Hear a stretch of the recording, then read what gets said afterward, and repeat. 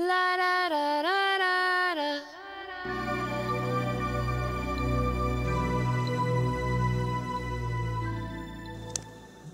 Hi YouTube, it's Sunshine. Hope y'all are having an awesome day. Today we're going to talk about the witch's essential when it comes to herbs, and that would be lavender bud or lavender, and you can get this in many different forms, and I'll show that here in just a second. But the reason that I say essential is because, for instance, when people when they're drawn to crystals, one of the primary crystals that you have to have when you're drawn to crystals is a clear quartz. That's like the must-have. And the must-have of a witchy cabinet or herbal cabinet when you do incenses and tinctures and teas and sachets and all incense and all that stuff is lavender. So today I thought that I would do lavender. Along with that, I'm also going to explain how to do a lavender tincture for sleeping. So let me go ahead and get you set up here. What we have here is I have the little silver tray again. Ta-da! You can get lavender in a bunch of different ways. You can get it in lavender bud, already dried, which is what this is. Very fragrant, very pretty. This is not the leaves. This is the buds. And the primary reason for that is because the leaves really don't have any medicinal purposes, but I'm getting ready to tell you what kind of medicinal purposes lavender has. So you can get it in this form. You can also get it in lavender powder where it's already ground up, but I prefer to do my own. And you can do that with something as simple as a coffee bean grinder. Works very well. Another essential that you need to have is lavender essential oil. And the primary reason for this is lavender essential oil is the only essential oil that has been proven to be 100% safe, used, 100% proof. In other words, it doesn't have to be diluted, and used on your skin, and it won't hurt you. This is the only one that's been proven. So when it comes to lavender, the things that it does is it's just ridiculous, the amount of things. Let me put some out here so that you can see them. Real pretty little purple buds. And when I say that it does everything, I'm not kidding. It does just about everything. It's an antiseptic, antibacterial, it's an antifungal, anti-inflammatory, anti-convulsive, antidepressant. It's just anti-everything. So what you can do is it's very good for headaches, stress, anxiety. Believe it or not, it's good for gas if you have an upset stomach. It's awesome if you can mix up and I can tell you how to do this. You can actually do a mouthwash, and it helps really well for people who have problems with bad breath. You can also use it as a steam. In other words, what you would do is you would put it like a couple of cups of water in a pot and put about, I would put either 2 teaspoons of the dried herb in there or 3 or 4 drops of the essential oil in there and boil it, and then hang your head over the steam and inhale that, and that will actually do several things. Number 1, it will help clear your lungs.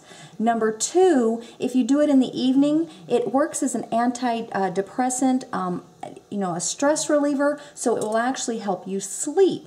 Another thing that you can do if you're not into, hanging your head over steaming water is you can make yourself an herbal tea, which I just recently got this tea with the infuser, the steeper that came with it from Tiptoe Chick, and I absolutely love this thing. I use it like it's going out of style, and my husband needs to learn how to wash dishes. Okay, so anyway, you would take 2 teaspoons of the lavender bud and simply drop it in here, or in a tea ball, or if you want, you can also find the tea bags like this and put about 2 teaspoons in the bag, and this seals by just ironing this side shut. And then you want to steep it for 5 to 7 minutes. And I typically like to add a little bit of honey in my tea, but that absolutely is a stress reliever, and it helps me sleep at night like you would not believe. It's, for me, I don't know if it's just that I'm really susceptible to it, but for me, it's almost like taking Tylenol cold medicine. Really knocks me out. So that's another thing that you can do with it. The third thing that I wanted to show you was you can also make a sleepy time tincture. And what you need to do is you need to get a jar like this, and you need to get a high proof vodka. And when I say high proof, you want something that's at least 80 proof or higher. Now, my great-grandmother used to use White Lightning because she was able to get her hands on it in West Virginia. And it actually worked a lot better, but that's a little bit more difficult to come across. Anyway, so what you would do is you're going to fill the jar about 3/4 of the way full with lavender bud, like this. And then you're going to top the jar out with the vodka. And you're going to seal it, and you're going to shake it really good. And then you're going to want to put a label on it that has the date. Don't forget to put the date on here, and I'll tell you why. I have one here that I've actually already started. It's a lavender peppermint because I like peppermint a little bit. But this one was started, and you see the date I have on here, 11/1/12. I started this one November 1st because typically what you need to do is these need to steep anywhere from, or set, excuse me, anywhere from 4 to 6 weeks minimum. And you need to shake them every day, every day. And here in a few minutes I'm going to show you how to finish this off once it's sat for a while. But what I use these tinctures for is when I make me a tea, you put a few drops of this in the tea after you've made the tincture, and it seems to have, it's just more aggressive. Another thing that you can do is if you have sugar cubes, if you like sugar, which my grandmother does, she takes 2 or 3 drops of the tincture, puts it on a sugar cube, and then she will let that set on her tongue. And it's almost like a sedative. I mean, it actually helps relax her. If she has a headache, it makes her headaches go away. So when I say lavender is very important, it's very important. So, like I said, every witch should have lavender bud. If you don't have lavender bud, then there's something wrong, because you can use lavender bud in everything. It can be used in incenses. It can be used, like I said, in tinctures. It can be used in teas, and it helps so many things that it's kind of ridiculous not to have it.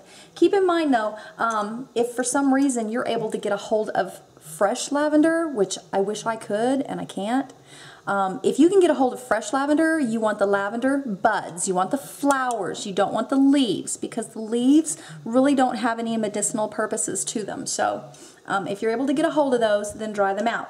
So that's pretty much all I've got right this minute. Here in just a second, I'm going to show you how to wrap up the tincture, and I'll see you here in just a minute.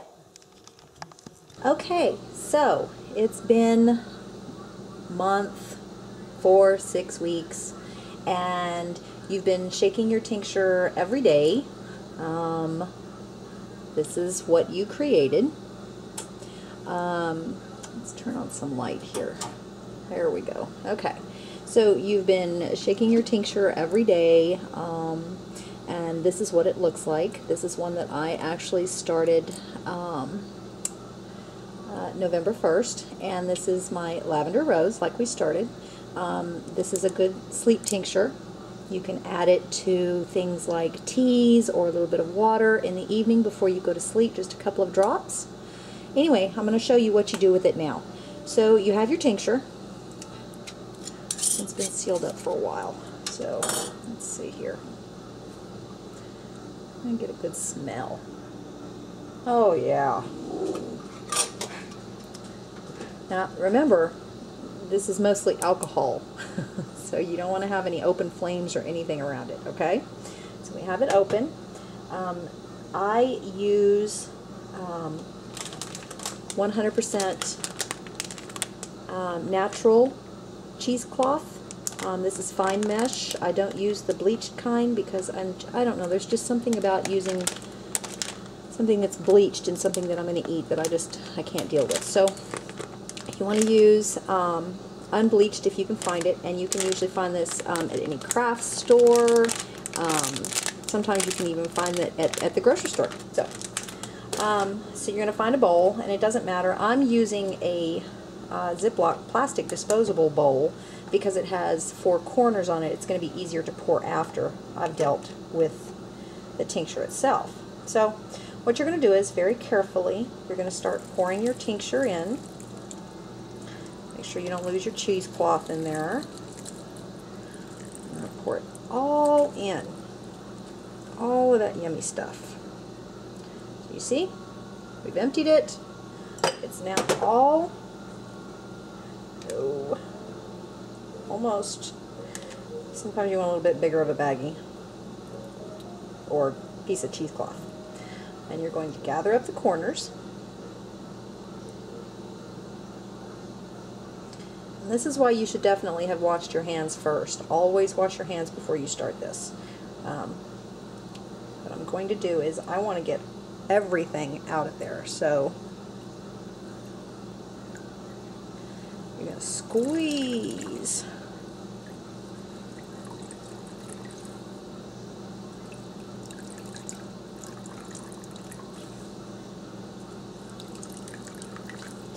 Now, as you can see, that mason jar made quite a bit. That small mason jar. And this is what you end up with. This is the leftovers. I know that my grandmother used to like to take what's left over, and she would put it out on a baking sheet, and she would put it in the oven to dry it, like at a very, very low temperature for several hours, and then she would actually reuse this. I personally can't get past the alcohol smell, so it's difficult for me to use them, so I don't do that. This goes in the trash.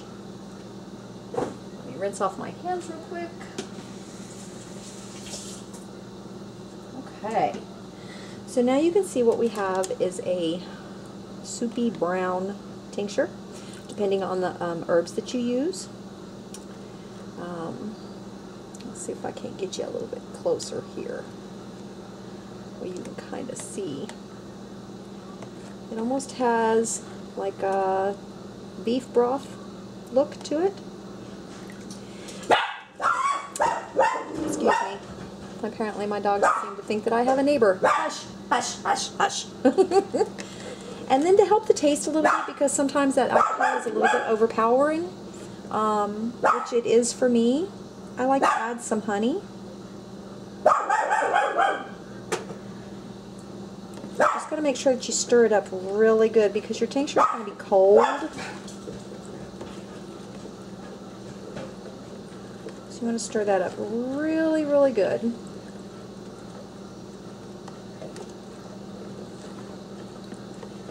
And once you're not sticky on the bottom anymore, you know you've got it stirred in there. Oh look, a piece of lavender made it past me. Got him. Okay. But you can see there's still honey on the end of my spoon. Can you see that? So you want to make sure that this is stirred up really, really good. And since it's cold, it can take a few minutes. But the honey helps remove some of the alcohol flavoring, because you did use a high proof alcohol, hopefully. Okay, so now you're going to need to have some tincture bottles. And I get mine from Mountain Rose Herbs. All they are is eyedropper, but because I prefer the glass, I don't like plastic. The alcohol that my grandmother used to use was White Lightning, and it would melt plastic droppers, so we don't use those. Anyway, so what you're going to do is you're going to take a funnel, simple.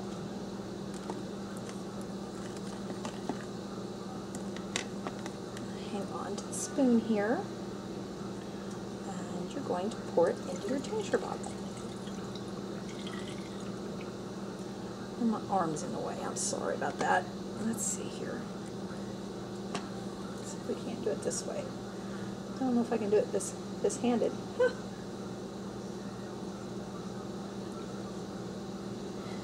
Now you don't want to fill it all the way to the top. I fill it to about right here. Mainly because once you put the dropper back in, it's going to take up some of the room and you don't want it to spill over. So put your dropper back in there. And one thing I would recommend doing right away, as soon as you do a bottle, is labeling it. And I've already done a label. This, of course, is Lavender Rose. It is a sleep aid. So, do your label.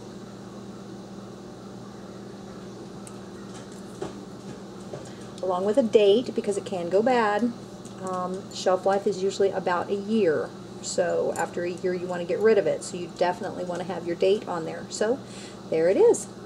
Sleepy Aid Lavender Rose Tincture.